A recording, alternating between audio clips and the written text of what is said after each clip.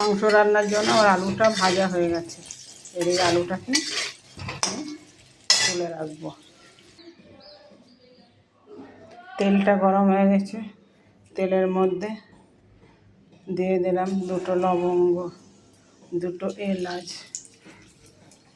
3টে তেজপাতা, 4-5টা লবঙ্গ, দারচিনি, লবঙ্গ, এলাচ একটুখানি কিছুক্ষণ 2 মিনিট নাড়িয়ে নেব।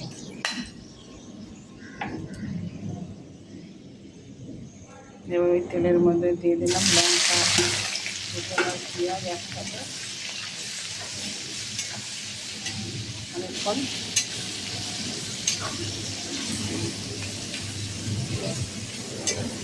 ভেজে নেব। আমার পেঁয়াজটা ভাজা হয়ে গেছে। এর মধ্যে আদা বাটা দিয়ে দিলাম।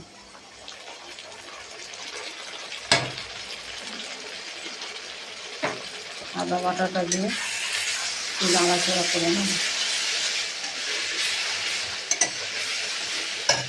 মাংস পরিমাণ মতন লবণ দিয়ে দিলাম। ম্যারিনেট করা মাংসের মধ্যে লবণ দিইনি, ওজনের মধ্যে লবণ দিয়ে দিলাম। কিছুক্ষণ আদা বাটাটা একটু কষে নেবো, যে গন্ধটা চলে যাবে। মাংসটাকে মাখিয়ে রেখে দিয়েছিলাম, ওর মধ্যে পরিমাণ মতন টক দই, হলুদ গুঁড়ো, লঙ্কা গুঁড়ো, জিরে গুঁড়ো, সামান্য তেল দিয়ে মাংসটাকে মাখিয়ে রেখেছিলাম। এবার মাংসটা তেল পেঁয়াজের মধ্যে ঢেলে দেবো। ম্যারিনেট করা মাংসটার মধ্যে ঢেলে দিলাম। দিয়ে ভালো করে মাংসটাকে গ্যাসটাকে লো হিটে দিয়ে মাংসটাকে ভালো করে মাখিয়ে নেব।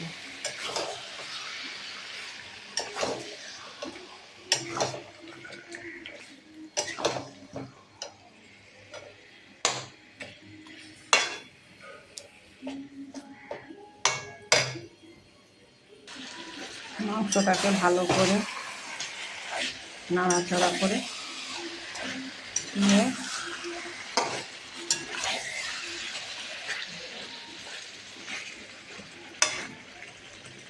মাংসটাকে লো হিটে দেবো। মাংসের আস্তে আস্তে জলটা বেরিয়ে দেবো। মাংসটার মধ্যে কতটা জল বেরিয়েছে, মাংসটা আমি 1 ফোঁটায় জল দিইনি। লো হিটে রেখে দিয়েছিলাম মাংসটাকে একটু ভালো করে নাড়াচাড়া করে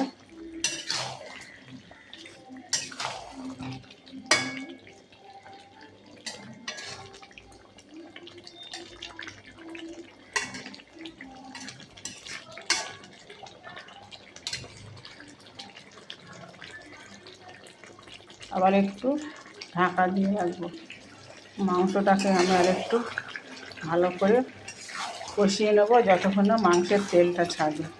মাংসে আমি 1 ফোঁটা জল দিইনি, কতটা জল দিয়েছি। এই জলের মধ্যে মাংসটাকে ভালো করে কষিয়ে নিয়ে যতক্ষণ না তেল ছাড়বে ততক্ষণ মাংসটা কষাতে থাকবো।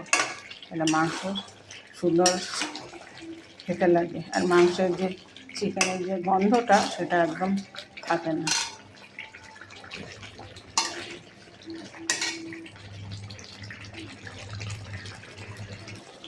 ভেজে রাখা আলুটা মাংসের মধ্যে দিয়ে দিলাম। ভালো করে একটুখানি কষিয়ে নেব।